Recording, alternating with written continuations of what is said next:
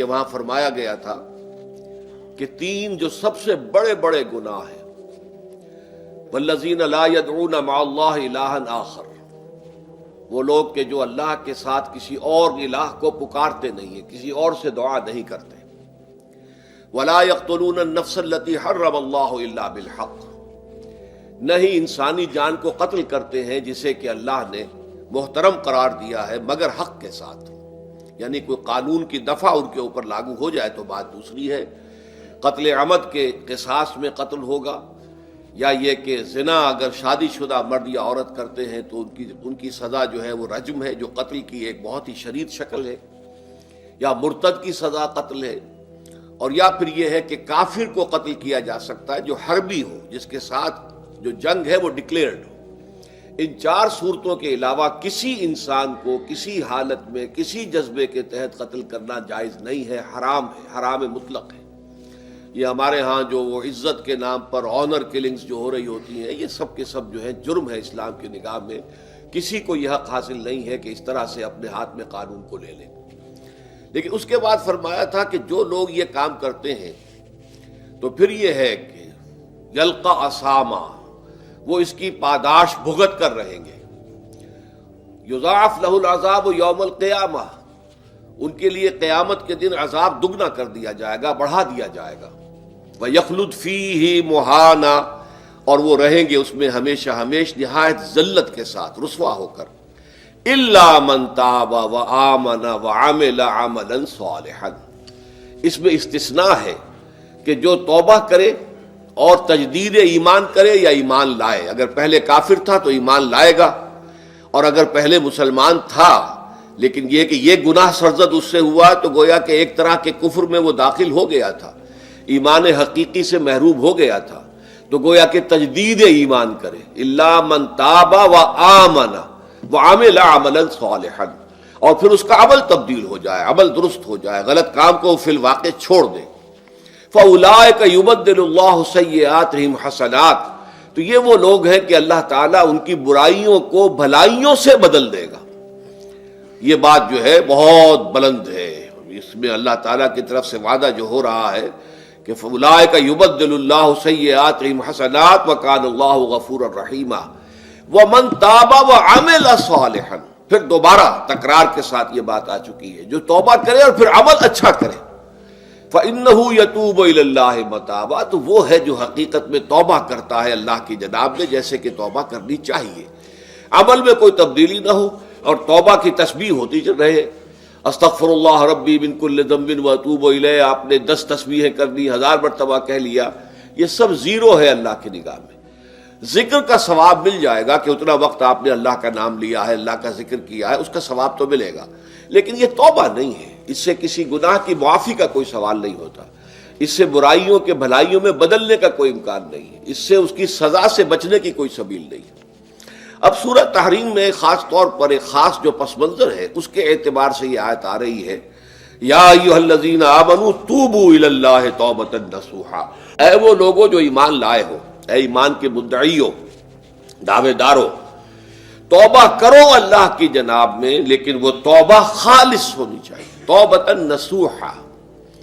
اس سورہ مبارکہ کے پس منظر کو نوٹ کیجئے تو اس میں ایک خطائے اجتہادی کہہ لیجئے حضور سے ہو گئی تھی صلی اللہ علیہ وسلم، اگرچہ وہ خطا جانب خیر میں تھی، اچھے کام کے لیے تھی، برے کام کے لیے نہیں تھی، کہ آپ نے اپنی ازواج مطہرات کی دل جوئی کے لیے ایک شے جو اللہ کی طرف سے آپ کے لیے حلال تھی اس کو استعمال نہ کرنے کی قسم کھا لی، تو اس پر حضور کو روکا گیا، یا ایھا النبی لم تحرم ما احل اللہ لک تبتغی مرضات ازواجک، اے نبی کیوں آپ اپنے اوپر حرام ٹھہراتے ہیں وہ شے جو اللہ نے آپ کے لیے حلال قرار دی ہے؟ کیا آپ اپنی بیویوں کی رضا جوئی کے لیے ایسا کر رہے ہیں؟ واللہ غفور الرحیم، اللہ غفور ہے، رحیم ہے، اللہ نے آپ کی اس خطا سے درگزر کیا ہے، لیکن قد فرض اللہ لکم تحلۃ ایمانکم، اللہ تعالیٰ نے راستہ تمہارے لیے کھول دیا ہوا ہے کہ ایسی قسموں کو کھولا جا سکتا ہے، جس کے لیے کہ سورہ مائدہ کے اندر کفارہ دے دیا گیا۔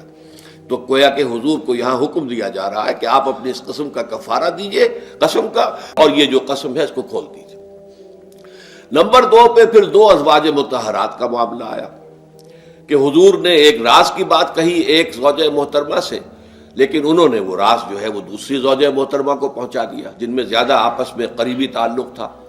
تو گویا کہ یہ بھی ایک طرح سے خیانت ہو گئی، اس لیے کہ راز جو ہے وہ تو ایک امانت ہوتا ہے، اور خاص طور پر عائلی زندگی میں میاں بیوی کے درمیان کے جو معاملات ہوتے ہیں وہ تو بہت ہی رازداری پر مبنی ہوتے ہیں. اس لیے ان میں سے کوئی چیز جو ہے جس کو خاص طور پر کہا گیا ہو کہ یہ ایک راز کی بات ہے، یہ تم سے کہہ رہا ہوں، کسی اور سے کہنا نہیں ہے، تو اس میں جو غلطی ہوئی ہے وہ بھی ایک بڑی غلطی تھی حضرت عائشہ صدیقہ رضی اللہ تعالی عنہا ان کی.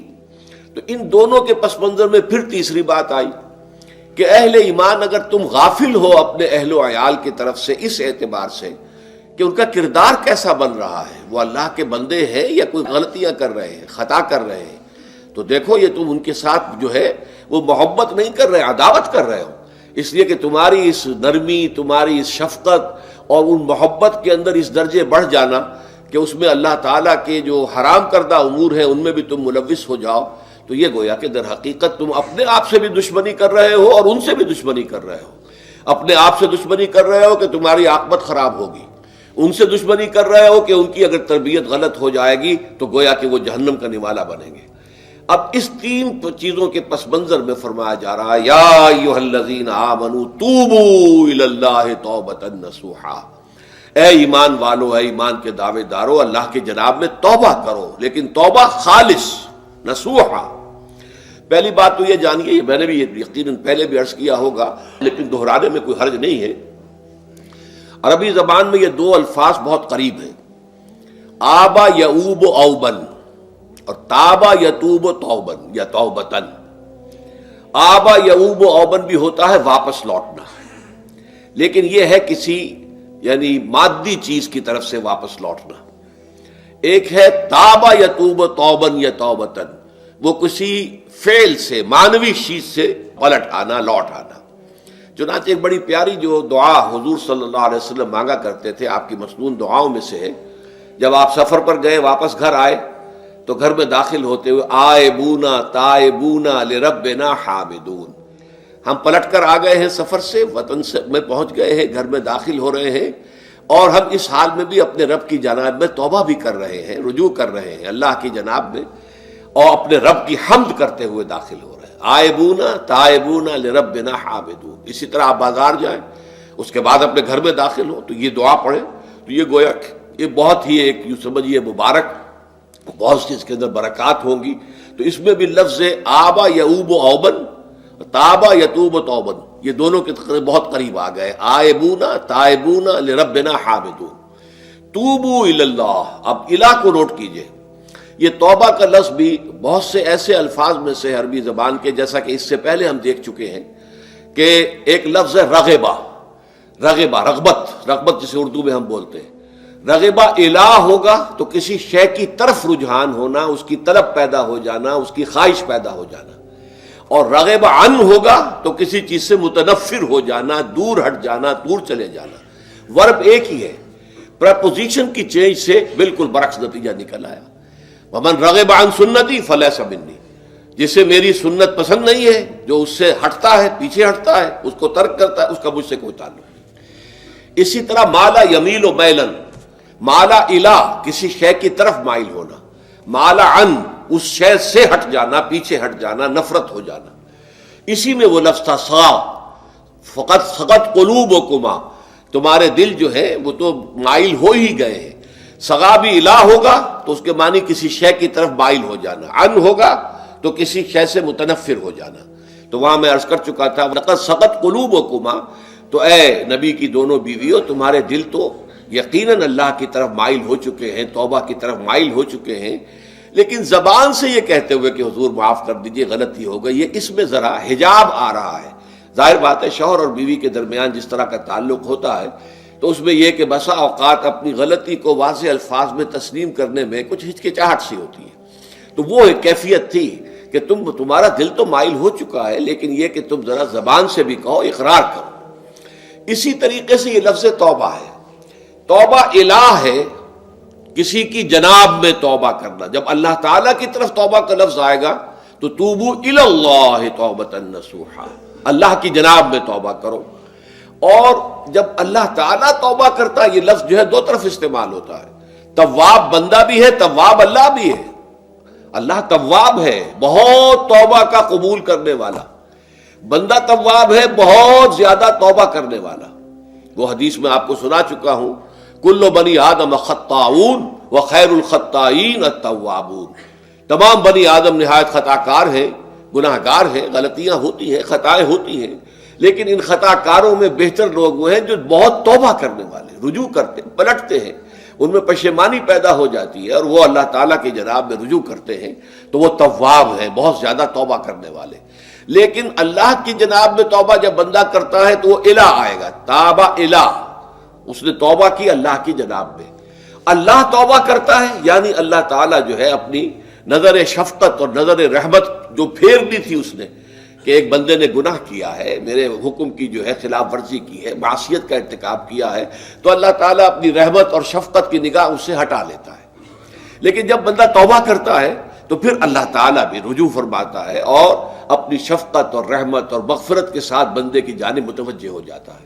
لیکن وہاں تابہ اعلیٰ آئے گا، تم علینا، اے پروردگار ہماری توبہ کو قبول فرما، وہ الہ کے ساتھ آئے گا۔ ہم جب توبہ کریں گے تو وہ الہ کے ساتھ آئے گا۔ تو یہاں فرمایا توبو الی اللہ، اللہ کی جناب میں توبہ کرو، پلٹو، رجوع کرو، اور توبۃ نصوحا، خالص توبہ۔ اس کی جو وضاحت تھوڑی سی میں ابھی کر چکا ہوں کہ خالص توبہ سے مراد کیا ہے۔ یہ نہیں کہ بس توبہ کی ورد ہو رہا ہے اور توبہ جو ہے وہ اس کے کلمات زبان سے ادا کیے جا رہے ہیں۔ بعض لوگ ہیں وہ جو آیت کریمہ ہے اس کا 1.25 لاکھ کا ہو رہا ہے، ورد ہو رہا ہے، کتنا ہو رہا ہے، اس کی تسبیح پڑھ رہے، اس سے کچھ نہیں ہوتا جب تک کہ دل کے اندر گناہ سے نفرت پیدا نہ ہو جائے، حقیقی پشیمانی نہ ہو کہ یہ مجھ سے بہت غلط حرکت سرزد ہوتی رہی ہے، پختہ ارادہ نہ ہو کہ آئندہ یہ کام نہیں کروں گا یا کروں گی، اور یہ کہ بالفعل بھی اس کام کو چھوڑ دیں۔ یہ 3 شرطیں کم سے کم ہیں ان چیزوں میں کہ جو حقوق اللہ میں سے ہیں، اللہ تعالیٰ کے حقوق، ان میں کوتاہی ہوئی ہے، ان میں غلطی ہوئی ہے، اس میں انسان نے کسی معصیت کا ارتکاب کیا ہے، تو 3 شرطیں۔ حقیقی پشیمانی نمبر 1، جس کے لیے میں نے اقبال کا شعر آپ کو سنایا تھا جو بالکل نوجوانی کے دور میں انہوں نے کہا تھا، اور کسی، اب میں نام بھول رہا ہوں، کوئی بہت بڑے شاعر تھے، استاذ تھے، اساتذہ، استاذ الشعراء، انہوں نے کہا تھا کہ میاں صاحبزادے اس عمر میں اور یہ شعر اس قدر اونچا شعر ہے کہ موتی سمجھ کے شان کریمی نے چن لیے قطرے جو تھے میرے عرق انفعال کے۔ انفعال کہتے ہیں شرمندگی کو، کہ میں جب شرمندہ ہوا کہ میں اللہ کی جناب میں یہ کیا حرکت کر بیٹھا، تو اس سے میری پیشانی پر جو پسینے کے قطرے رونما ہوئے، اللہ تعالیٰ نے ان کو موتی سمجھ کے چن لیا۔ اللہ تعالیٰ کو بندے کی توبہ سے اتنی خوشی ہوتی ہے۔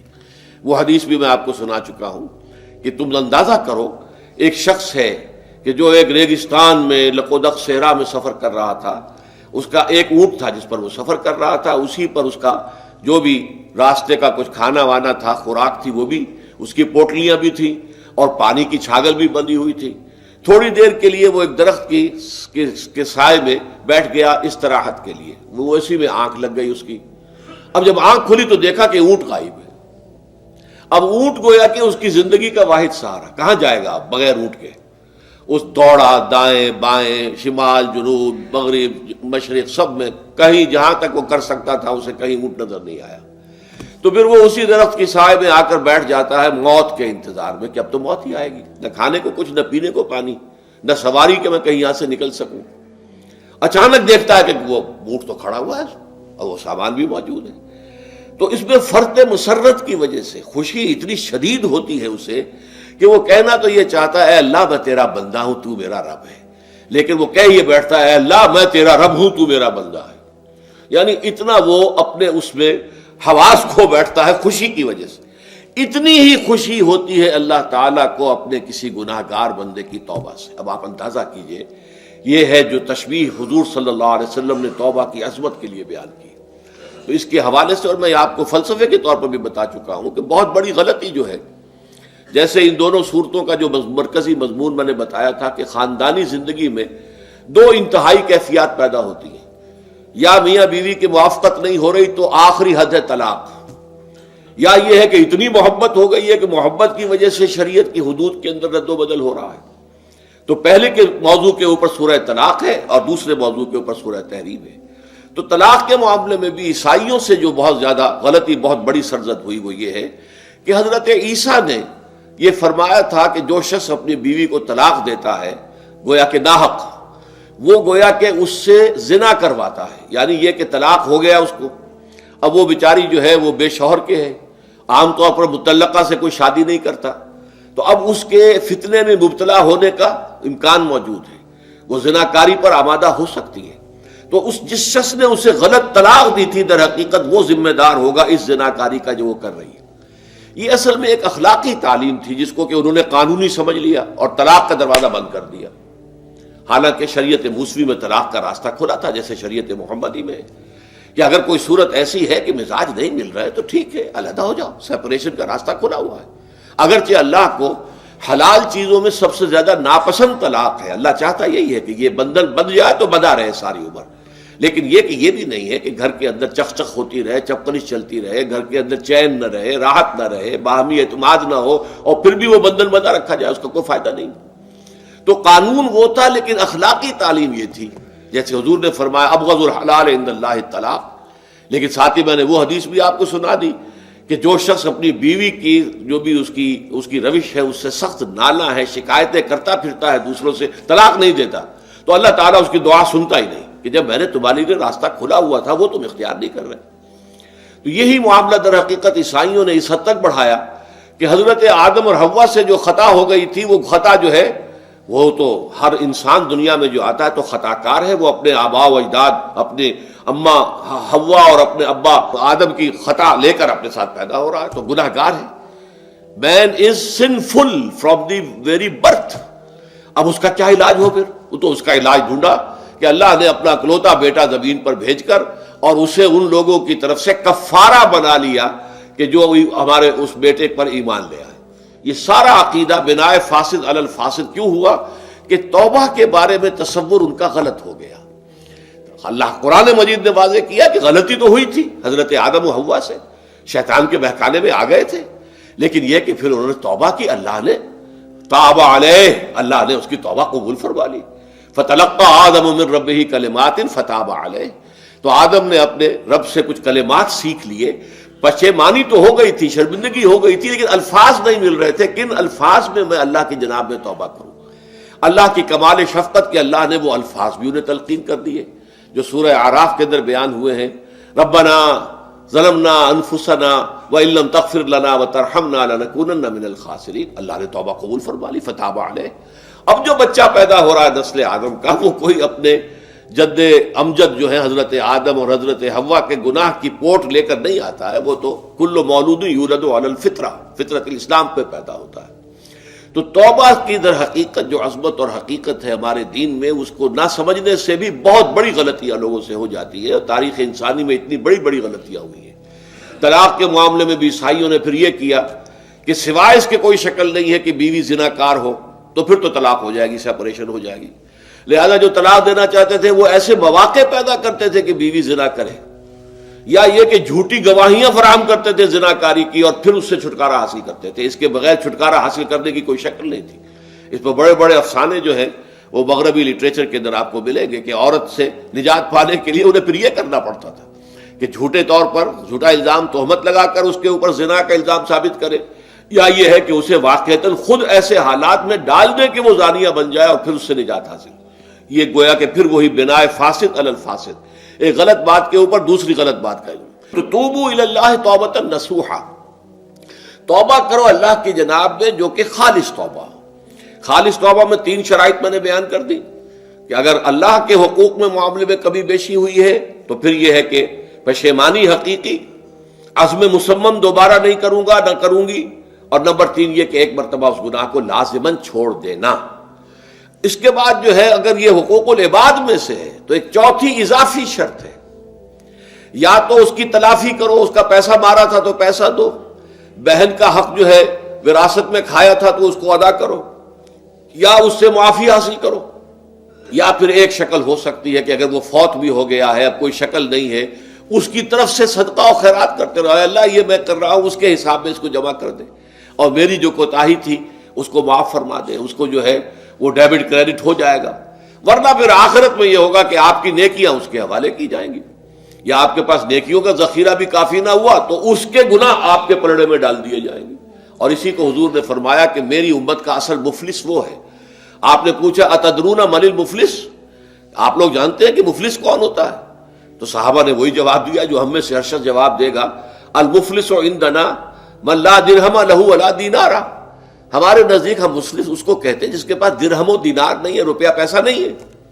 حضور نے فرمایا نہیں، میری امت کا مفلس وہ ہوگا جو قیامت کے دن حاضر ہوگا، بہت سی نمازوں کی وہ پنڈ لے کر آئے گا، وہ گٹھڑی لے کر آئے گا، گٹھڑا لے کر آئے گا، اور روزوں کا اور اس کا اور حجوں کا اور عمروں کا، لیکن وقد شتم ھذا واکل مال ھذا، اس نے مال کھایا تھا فلاں کا حرام طریقے سے، فلاں کو گالی دیتی تھی، فلاں پر تہمت لگائی تھی، حقوق العباد کے اندر جو ہے اس کی عزت پر حملہ کیا تھا. وہ سارے مدعی جمع ہو جائیں گے.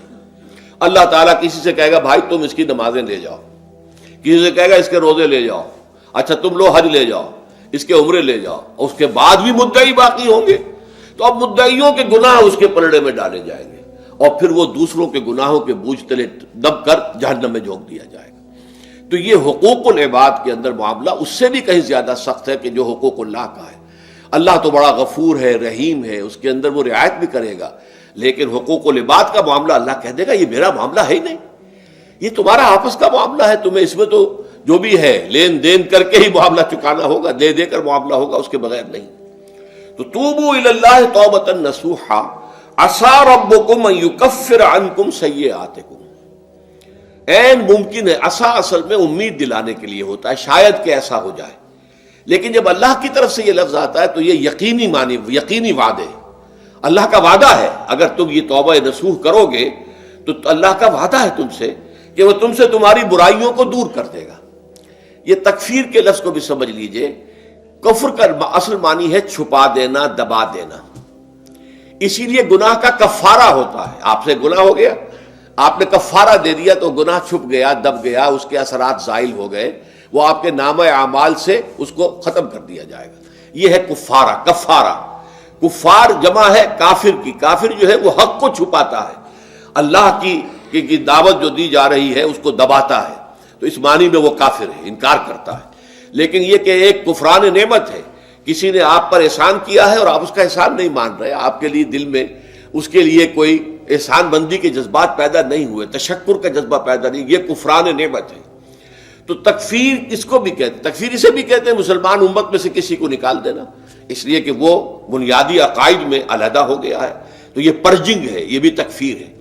تو تکفیر اعمال کیا ہے کہ برے اعمال کو دھو دے گا تمہارے نامہ اعمال سے، اور نمبر 2 تمہارے دامن کردار سے بھی دھو دے گا.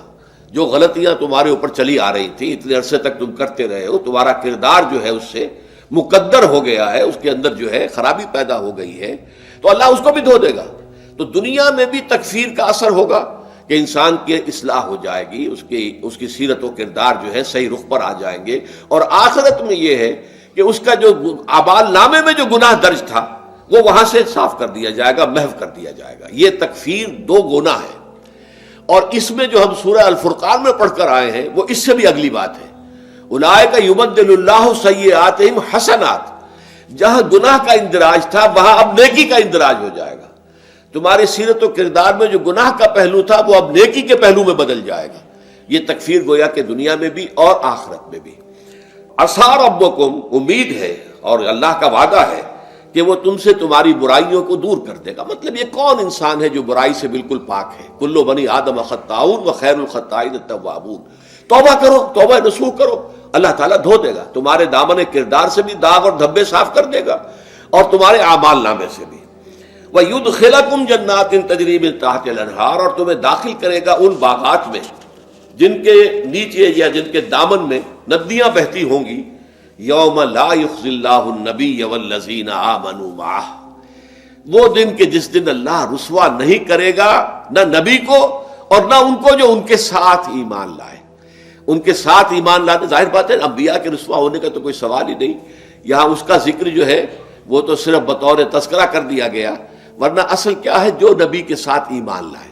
اور نبی کے ساتھ ایمان لانے والوں میں درجہ اول کے لوگ وہ ہیں جو صحابہ کرام ہیں، جو حضور کے زمانے میں تھے، حضور کے ساتھ دیا انہوں نے اپنے جان و مال سے حضور کے مشن کو تقویت پہنچائی. جہاں حضور کا پسینہ گرا وہاں اپنی خون کی ندیاں بہا دی، اپنی جانیں دے دی. تو وہ ہے اولین. لیکن اللہ تعالی ہمیں بھی ان میں شامل کرے، اس لیے کہ جیسے کہ سورہ بقرہ کی جو آخری سے پہلی آیت ہے اس کے اندر بیان فرمایا گیا کہ آمن الرسول بما انزل الیہ من ربہ والمؤمنون، ایمان لائے رسول محمد صلی اللہ علیہ وسلم اس چیز پر کہ جو ان کے اوپر ان کے رب کی طرف سے نازل کی گئی، اور ایمان لائے صاحب ایمان. وہ صاحب ایمان سب کے سب شامل ہو جائیں گے. تو قیامت کے دن اللہ تعالیٰ رسوا نہیں کرے گا. یوم لا یخزی اللہ النبی والذین آمنوا معہ، جس دن کہ اللہ تعالیٰ رسوا نہیں کرے گا نہ اپنے نبی کو صلی اللہ علیہ وسلم اور نہ ہی ان کو کہ جو ان کے ساتھ ایمان لائے. اور یہ آخرت کی رسوائی جو ہے بہت بڑی رسوائی ہے. دنیا کی رسوائی انسان جو ہے اس کو بہت ہلکا سمجھے، آخرت کی رسوائی بہت بڑی ہے.